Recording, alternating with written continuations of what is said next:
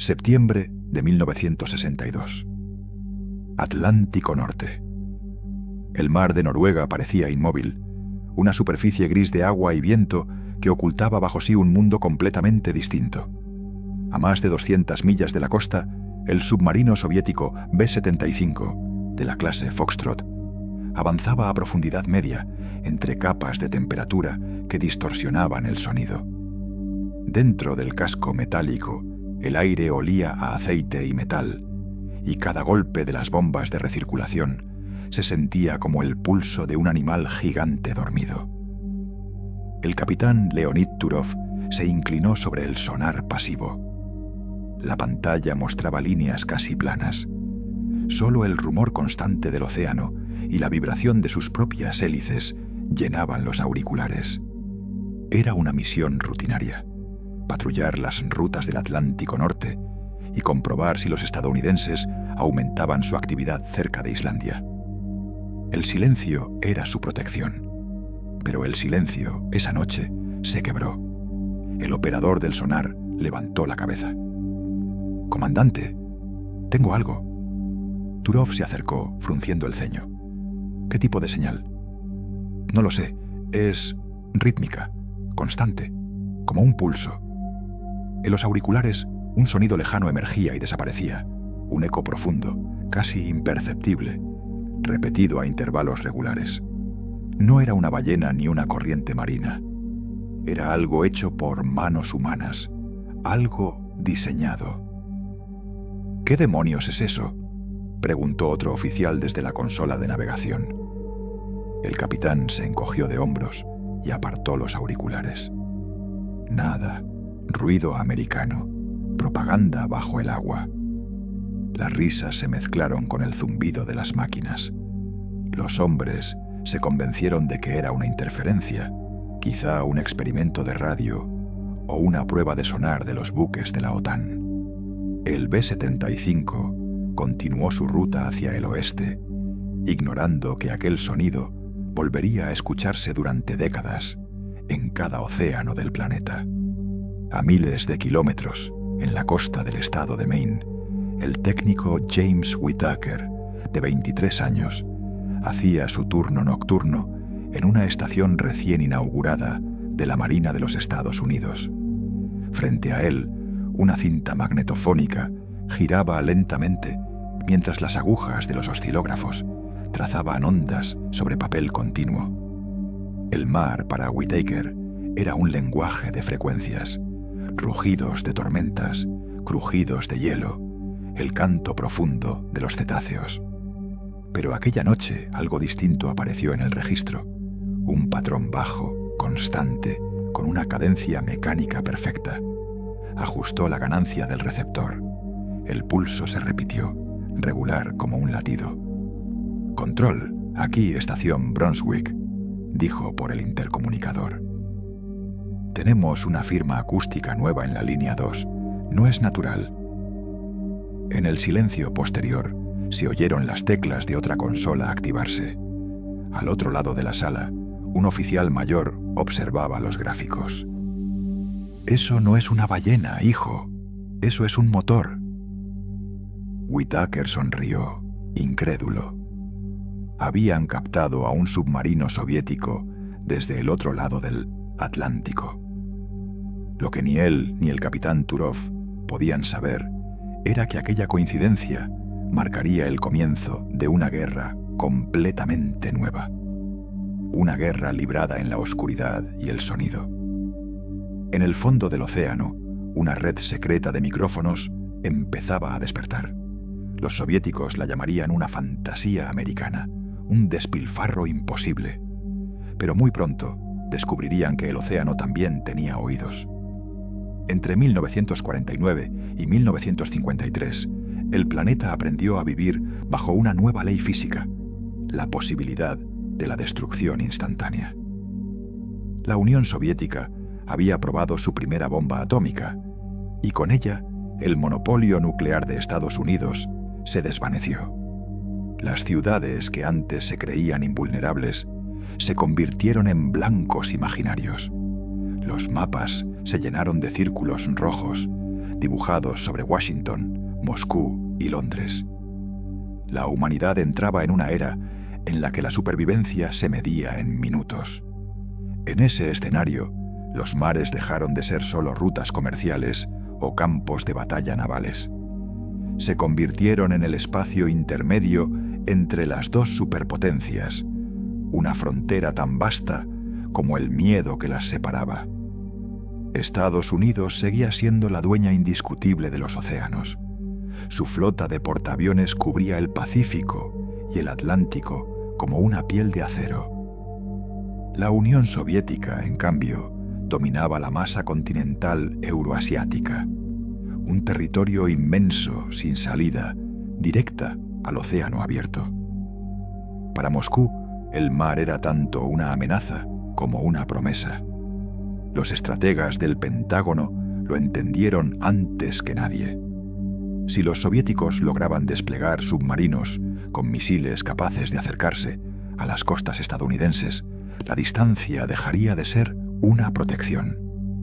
Un solo lanzamiento desde el Atlántico Norte podría alcanzar Nueva York en menos de 20 minutos.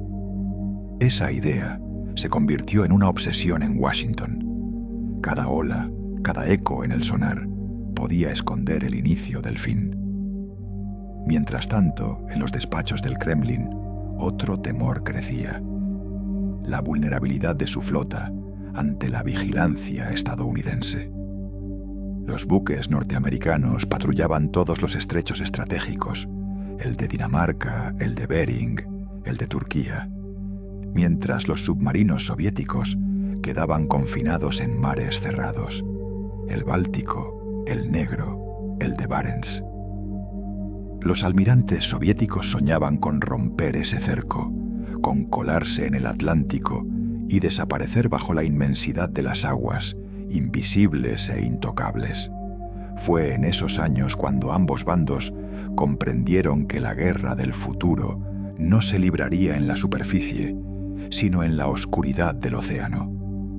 Estados Unidos comenzó a estudiar el comportamiento acústico del mar, a registrar los ruidos naturales del planeta, el crujir del hielo polar, las corrientes profundas, los ecos de las montañas submarinas.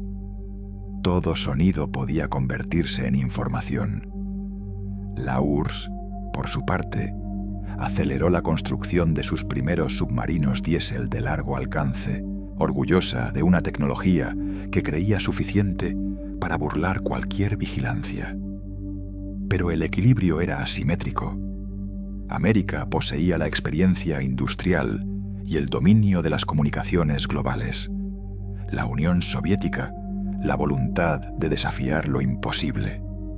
En los documentos internos de la Marina estadounidense, un analista escribió una frase que resumía el espíritu de la época: ellos tienen hombres, nosotros tenemos océanos. En los años siguientes, esos océanos se convertirían en un campo de espionaje continuo. Los satélites aún no existían, los radares tenían alcance limitado, pero el sonido viajaba a través del agua con una fidelidad que asombraba incluso a los científicos. Bastaba una hélice girando a miles de kilómetros para que una red de micrófonos ocultos pudiera oírla. El mar se volvió un tablero, sus corrientes, las líneas de contacto, y el silencio, la nueva forma de camuflaje. Entre la superficie y las profundidades se trazó la frontera invisible de la Guerra Fría, una frontera sin luz, sin testigos y sin segundas oportunidades. A comienzos de la década de 1950, el mar dejó de ser solo territorio de barcos y comenzó a ser visto como un medio de información. En los despachos de la Marina estadounidense y de los laboratorios Bell, un grupo de científicos y oficiales diseñó un proyecto tan ambicioso que parecía ciencia ficción: Kaisar. Su propósito no era hundir submarinos, sino escucharlos. Si se lograba, el océano entero podría convertirse en un sistema de vigilancia global. El principio era sencillo, casi poético. El sonido viaja por el agua con una pureza que el aire no puede igualar. En ciertas profundidades, entre los 800 y los 1200 metros, existe una capa estable de presión y temperatura, la canalización SOFAR, donde las ondas acústicas se mueven durante miles de kilómetros sin dispersarse. Un ruido generado en el Atlántico Norte podía ser detectado con suficiente sensibilidad desde el Caribe. Bastaba con crear los oídos adecuados. Así nació el SOSUS, Sound Surveillance System, una red de cables submarinos de cientos de kilómetros de longitud, extendidos como raíces sobre el fondo del océano. Cada cable terminaba en una matriz de micrófonos direccionales, los hidrófonos, que captaban las vibraciones más sutiles del mar, el roce de las corrientes, los ecos del hielo y el rumor metálico de una hélice.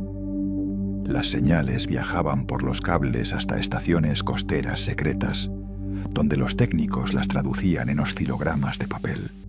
Allí, en esas líneas, se podían distinguir ballenas, tormentas o, si se tenía buen oído, el latido de un motor soviético.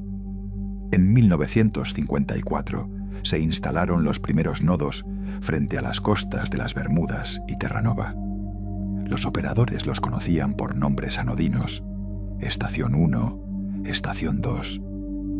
Pero sabían que estaban conectados a algo mucho mayor. Una red que, si funcionaba, podría escuchar todo lo que se moviera bajo el mar. La primera prueba real llegó 3 años después. En 1957, la Unión Soviética realizó una detonación nuclear submarina en el Ártico, cerca de Nueva Zembla. El estallido recorrió el océano como un suspiro profundo. Horas más tarde, los hidrófonos de la estación de Terranova registraron el eco con una claridad asombrosa.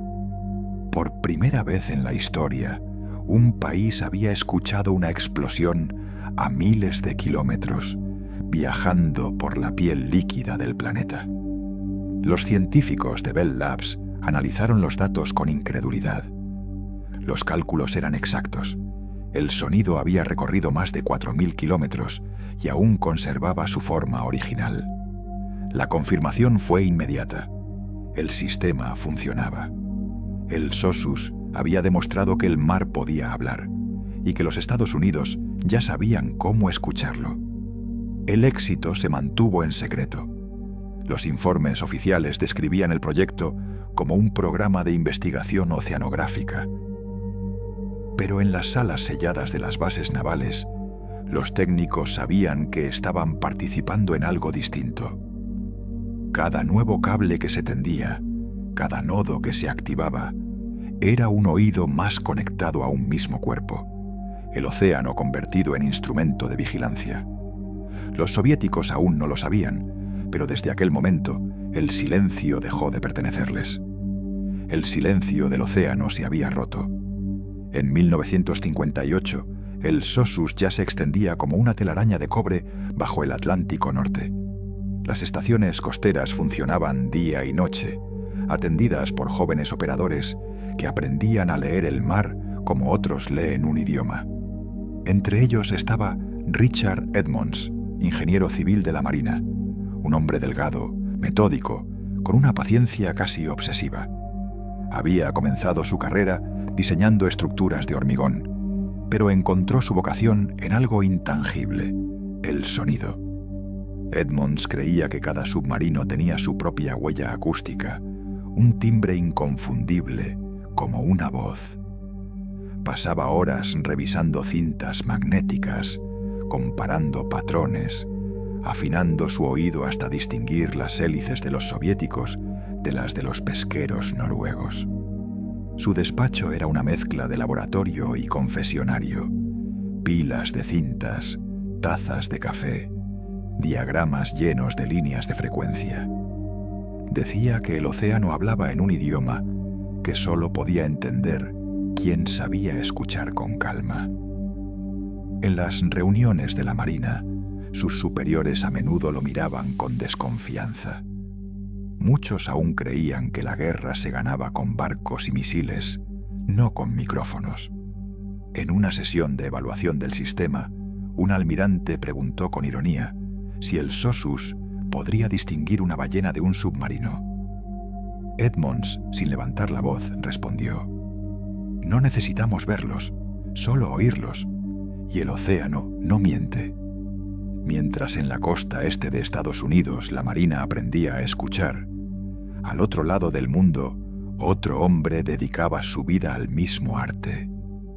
El teniente comandante Iván Korolev, oficial de la Flota del Norte soviética, dirigía un grupo de operaciones antisubmarinas en el mar de Barents. Era un mar cruel, de aguas negras y tormentas interminables, donde los ecos del sonar se mezclaban con los rugidos del hielo al partirse. Korolev había sido formado en la tradición dura de la posguerra. Su padre, veterano de la defensa de Leningrado, le había enseñado que la disciplina era la única protección contra el caos. Aún así, Korolev compartía con Edmonds un rasgo idéntico: la obsesión. Pasaba las noches en la sala de sonar, con los auriculares puestos, analizando los ecos que regresaban de las profundidades. Había aprendido a reconocer el ritmo del mar, el sonido del hielo al rasgar un casco, la voz hueca de las montañas submarinas. Sin embargo, despreciaba los proyectos acústicos de los americanos. Cuando los informes de inteligencia mencionaron la existencia de una red de cables en el Atlántico, Korolev se rió. «No se puede llenar el mar de micrófonos y llamarlo defensa», dijo a sus hombres. «El océano engulle todo. El sonido se pierde, se confunde, se miente. Nadie puede oírlo todo». Esa certeza le daba tranquilidad. Su trabajo era cazar silencios, no temerlos. Creía que los estadounidenses desperdiciaban su tiempo tratando de escuchar un mundo demasiado vasto. Lo que no sabía era que, en los laboratorios de Bell, Edmonds había demostrado lo contrario. Los océanos no eran caos, sino un sistema ordenado, una sinfonía inmensa con sus propias leyes. Bastaba saber en qué frecuencia escuchar. Dos hombres, separados por un continente y una ideología, trabajaban en el mismo misterio. Ninguno conocía el nombre del otro, pero ambos compartían la misma convicción: que el futuro de la guerra no se decidiría con bombas, sino con la capacidad de oír antes que el enemigo. Mientras Korolev afinaba su sonar en las aguas heladas del Ártico, Edmonds calibraba un espectrograma en una base de Maine. Los dos escuchaban el mismo océano, y sin saberlo, estaban destinados a encontrarse a través de él. En 1958, cuando el Sossus empezaba a tejerse bajo el Atlántico, había hombres que lo tomaban como una curiosidad técnica y otros que lo veían como un nuevo lenguaje. En una pequeña oficina sin ventanas de la costa de Maine, el ingeniero civil Richard Edmonds pasaba las noches frente a sus magnetófonos. Era delgado, callado, y creía que cada máquina tenía una firma sonora tan precisa como una huella dactilar. Sobre su escritorio se apilaban cintas de grabación, tazas de café frías y hojas cubiertas de líneas de frecuencia. Llamaba a esas curvas las voces del océano. En una reunión con oficiales de la Navy, un almirante lo interrumpió. ¿De verdad cree que unos cables pueden vigilar un océano entero? Edmonds respondió sin mirar los papeles. «No necesitamos verlos, señor, solo oírlos». Al otro lado del planeta, en el mar de Barents, un hombre del mismo temple afinaba su propio oído. El teniente comandante Iván Korolev, de la Flota del Norte, era hijo de un piloto de guerra y de una enfermera de campo. Había aprendido a confiar más en el oído que en los instrumentos. En esas aguas heladas, un ruido podía ser la diferencia entre la vida y el naufragio. pasaba las noches en la sala de sonar, con el abrigo sobre los hombros, escuchando los ecos del hielo y del fondo rocoso. Cuando los informes de inteligencia mencionaron que los americanos estaban desplegando una red acústica bajo el Atlántico, Korolev se echó a reír. «No se puede llenar el mar de micrófonos y llamarlo defensa», le dijo a su segundo. «Tal vez los norteamericanos no lo saben». «Peor aún», respondió él. «Tal vez crean que pueden oírlo todo». Ninguno de los dos hombres conocía el nombre del otro, pero compartían la misma obsesión: escuchar. Para Edmonds el mar era un código por descifrar. Para Korolev, un enemigo que había que aprender a ignorar. Ambos pensaban que el contrario sobrevaloraba su propia tecnología. Mientras en Maine los analistas aprendían a distinguir el latido de una hélice entre 1000 ruidos, en el Ártico los soviéticos seguían convencidos de que el sonido se disolvería en la inmensidad del agua. Dos hombres, dos orillas, una misma frecuencia. El mar los unía, aunque cada uno creyera oír solo su propio eco. Durante la década de 1960, la Unión Soviética vivió su gran despertar naval. Bajo el mando del almirante Sergei Gorshkov, la Flota Roja pasó de ser una fuerza costera a un instrumento global. Gorshkov soñaba con igualar el poder marítimo de Estados Unidos y veía en los submarinos el medio perfecto para lograrlo. En sus informes al Politburó hablaba de acero, velocidad y disuasión.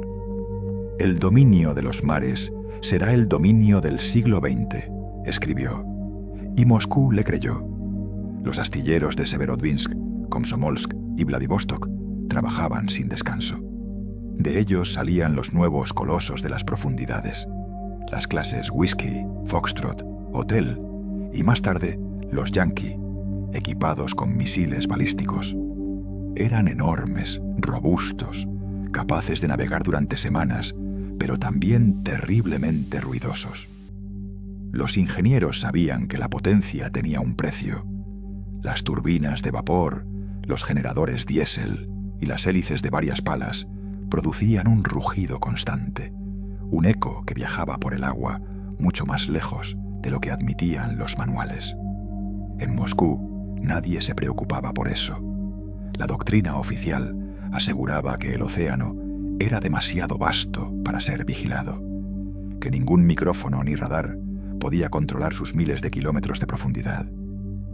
«El sonido se disuelve en la inmensidad del mar», declaró Gorshkov en una conferencia de 1964. «Ningún oído puede alcanzarnos». Aquella frase se convirtió en lema dentro de la Armada Soviética, una verdad repetida tantas veces que pocos se atrevían a cuestionarla. Mientras tanto, en el otro extremo del Atlántico, los operadores del SOSUS escuchaban. Desde las estaciones de las Azores, Bermudas y Argentia, en Terranova, el océano ya no era un desierto acústico, sino un mapa de sonidos vivos. Cada tipo de submarino soviético tenía un patrón de vibración distinto. Las hélices de la clase Foxtrot giraban a 210 revoluciones por minuto. Las de la Hotel producían un zumbido más grave, y las nuevas unidades nucleares generaban un ritmo metálico que los técnicos llamaban el tambor rojo.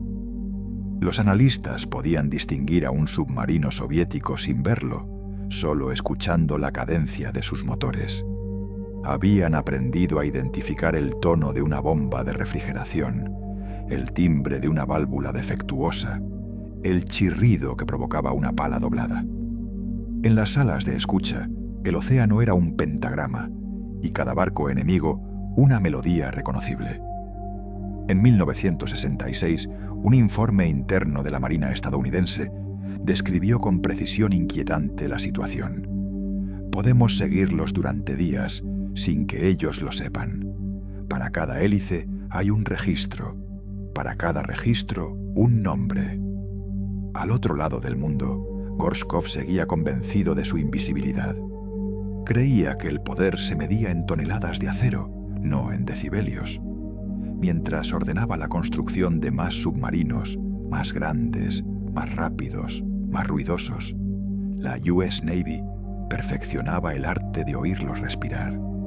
El orgullo soviético se medía en fuerza bruta, el americano en silencio. Y en el fondo del Atlántico, ese silencio comenzaba a ganar. A mediados de los 60, el SOSUS había pasado de experimento a herramienta estratégica. La Marina estadounidense ya no dependía del azar ni de patrullas interminables para encontrar a los submarinos enemigos. Ahora podía escucharlos. Los océanos, que durante siglos habían sido territorios de invisibilidad, se transformaron en una red de rutas audibles. El sistema cubría el Atlántico como un tejido vivo. Los cables se extendían desde Groenlandia hasta Puerto Rico, cruzando el mar de Labrador, las Azores y las Bermudas. En cada punto, cientos de hidrófonos formaban cadenas que captaban sonidos de baja frecuencia, inaudibles para el oído humano, pero perfectamente reconocibles para las máquinas. Las señales viajaban por fibra y cobre hasta los centros de análisis en tierra, donde los técnicos traducían el ruido del mar en información militar. El cambio doctrinal fue radical. Hasta entonces, los destructores y fragatas antisubmarinas debían perseguir ecos fugaces con sonar activo, exponiéndose y agotando combustible. Con el SOSUS, la Marina podía hacer lo contrario: esperar. Detectaba a los submarinos soviéticos a miles de kilómetros. Trazaba su trayectoria con horas o incluso días de antelación y enviaba a los interceptores más cercanos para cortarles el paso. Era caza pasiva, invisible, perfecta. En las salas de escucha, las paredes estaban cubiertas de espectrogramas en papel continuo, largas franjas de 20 líneas que parecían latidos. Los operadores jóvenes, entrenados por Edmonds y su equipo, aprendían a reconocer patrones como si fueran notas musicales.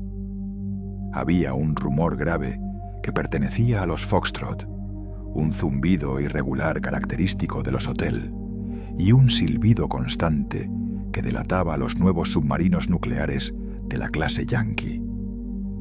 Una noche de invierno en la estación de las Bermudas, un operador novato levantó la cabeza de su consola. «¿Cómo sabemos que son ellos?», preguntó. Su instructor, un suboficial con 20 años de servicio, no apartó la vista del monitor. «Porque nadie más suena así». En Washington, el Pentágono comprendió que poseía algo más que un sistema de detección. Tenía un mapa acústico del enemigo. Cada submarino soviético dejaba un rastro identificable, una especie de firma biológica. Incluso cuando intentaban navegar en silencio, siempre había un detalle mínimo que los traicionaba. El golpeteo del eje, la resonancia del metal, una hélice que no giraba del todo alineada. Los analistas comenzaron a archivar esas firmas sonoras como si fueran fichas dactilares. A cada submarino detectado se le asignaba un número y una grabación. Si reaparecía meses después, bastaba escuchar unos segundos para identificarlo. En 1968, los registros del SOSUS superaban las 2000 horas de grabaciones clasificadas. Cada cinta representaba un barco soviético que había creído pasar inadvertido. El sistema no era infalible, pero se volvió omnipresente. En los despachos del almirantazgo, los mapas del Atlántico se cubrieron de líneas y círculos que indicaban rutas acústicas. Estados Unidos no solo conocía los movimientos de la flota enemiga, podía predecirlos. Los marineros de superficie llamaban al SOSUS el oído de Neptuno. Los oficiales de inteligencia, más pragmáticos, lo definían con otra frase: nosotros escuchamos, ellos se esconden. Y en las profundidades, los submarinos soviéticos seguían avanzando, ignorando que cada giro de sus hélices era una confesión. A mediados de los 60, el Soyuz había dejado de ser un experimento y se convirtió en un arma silenciosa. Los estadounidenses comprendieron que ya no necesitaban rastrear al enemigo. Bastaba con escuchar. La Marina dejó de buscar ecos en la superficie para oír el pulso del océano entero. Los cables se extendían ahora desde las costas de Groenlandia hasta Puerto Rico, pasando por Terranova, las Azores y las Bermudas.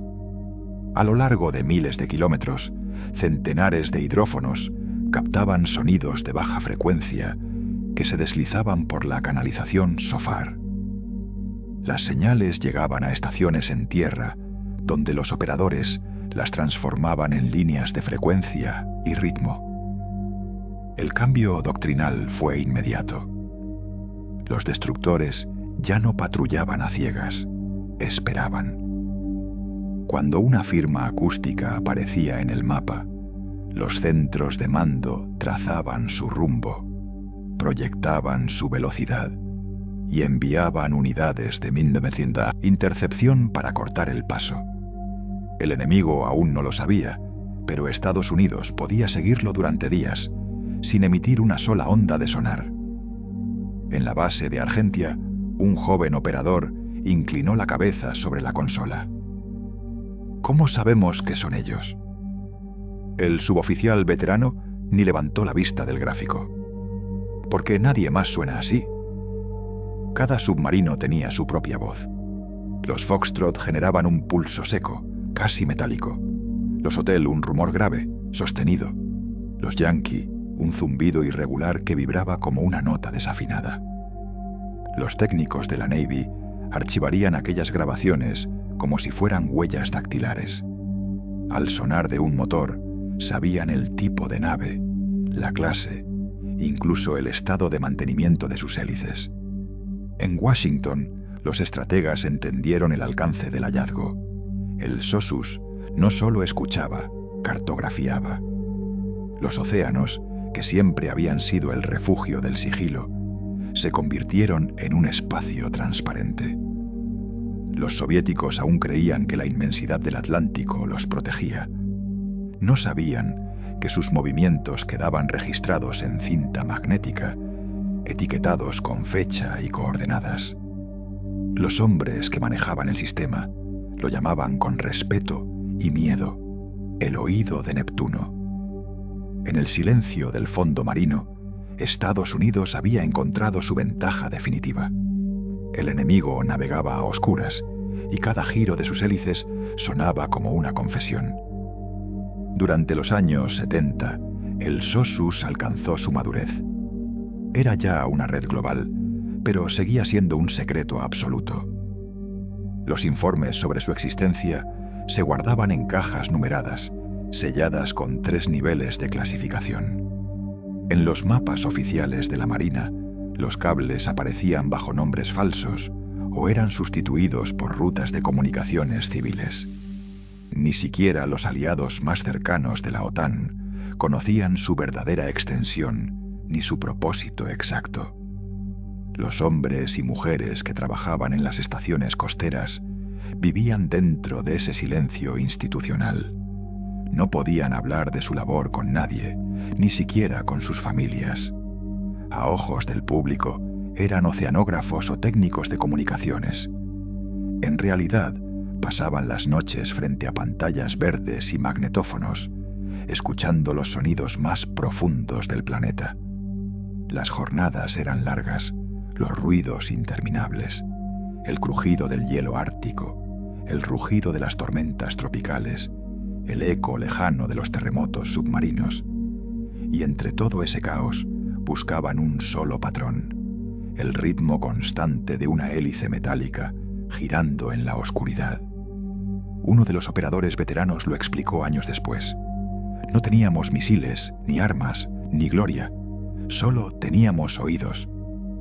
Dentro de la Marina, el personal del proyecto había bautizado al sistema con un nombre no oficial: el oído de Dios.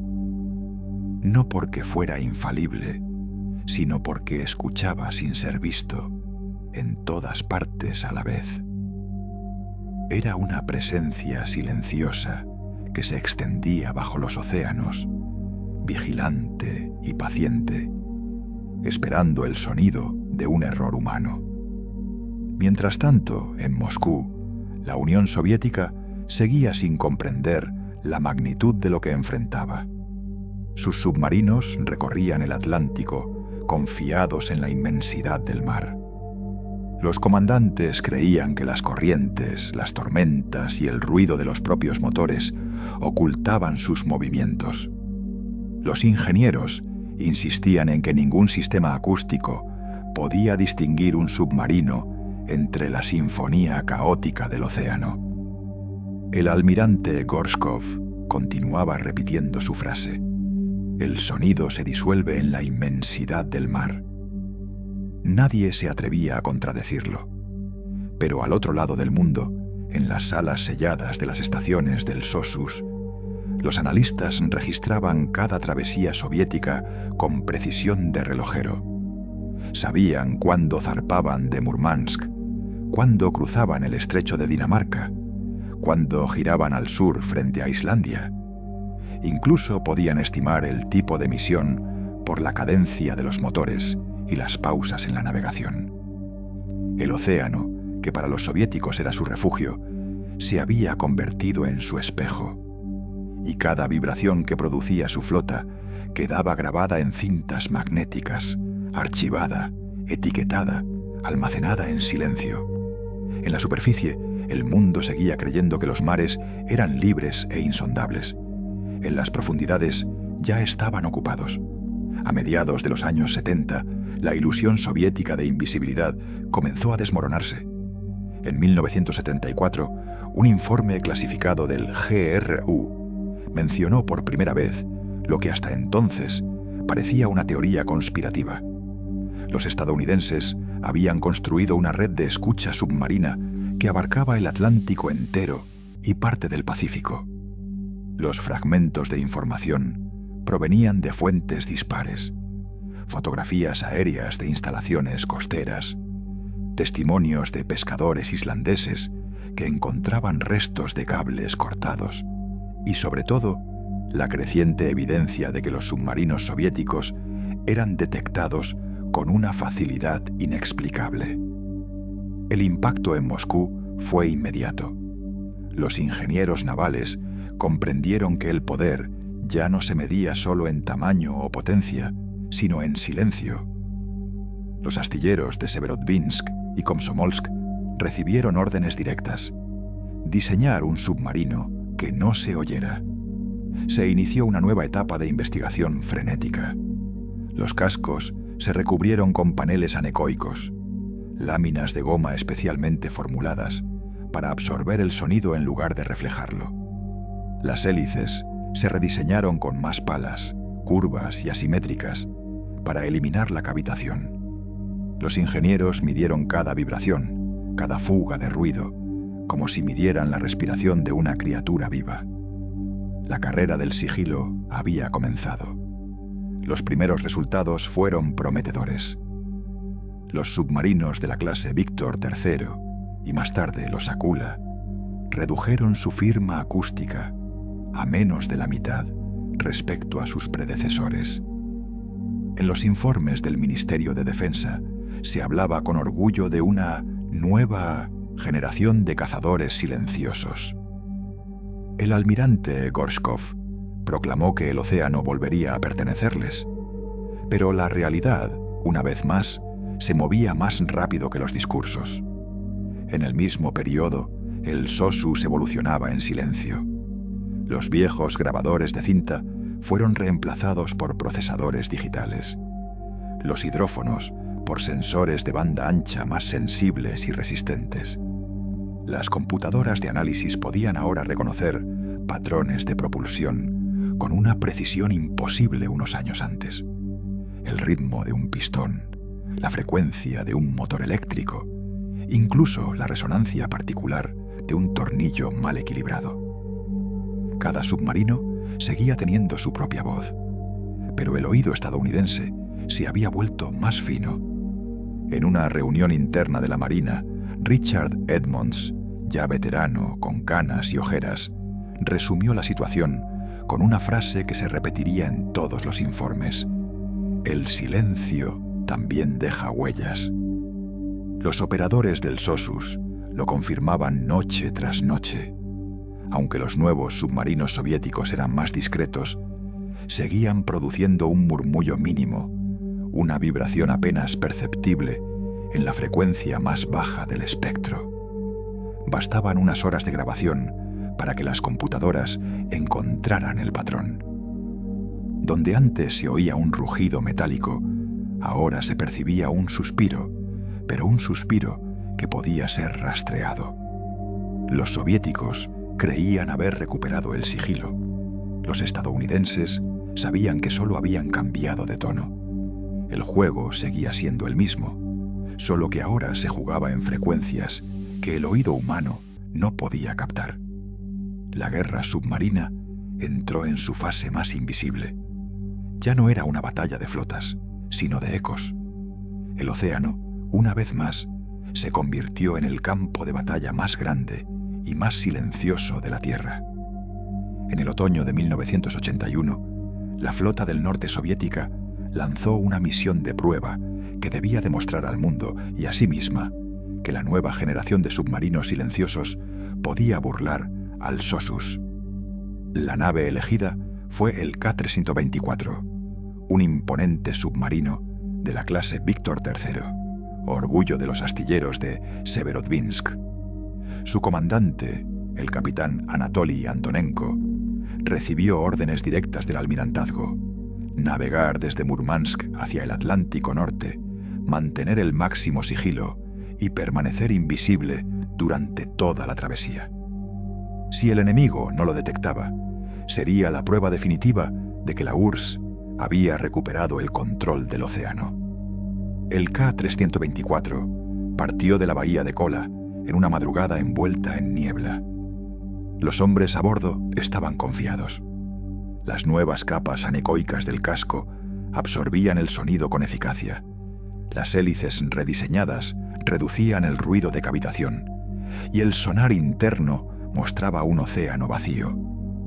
Los soviéticos creían moverse como fantasmas bajo la superficie, seguros de que ningún oído podía alcanzarlos. Pero en el segundo día de travesía, a más de 3.000 millas de distancia, una estación del SOSUS en las Bermudas captó algo. En una de las líneas de frecuencia más bajas, apareció un pulso débil, casi imperceptible, que se repetía cada pocos segundos. Los operadores lo compararon con los registros habituales. No era tráfico comercial ni ruido natural. Era mecánico, regular, humano. En cuestión de minutos, las estaciones de Terranova y las Azores confirmaron la señal. 3 puntos en el mapa, una triangulación precisa. El sistema había localizado un contacto en movimiento lento, rumbo suroeste, a profundidad media. Las computadoras calcularon su posición con un margen de error de menos de 20 millas. Richard Edmonds, ya retirado pero aún asesor del programa, fue convocado para revisar la grabación. Escuchó la cinta con los auriculares apoyados sobre el escritorio, en silencio absoluto. Tras varios minutos, sonrió con incredulidad. En el espectro de frecuencia, un detalle se repetía con exactitud: un golpe irregular en la rotación de la hélice, un leve desbalanceo en una de las palas. Esa imperfección, tan pequeña que era invisible para los propios soviéticos, bastaba para identificar al submarino como un Víctor III.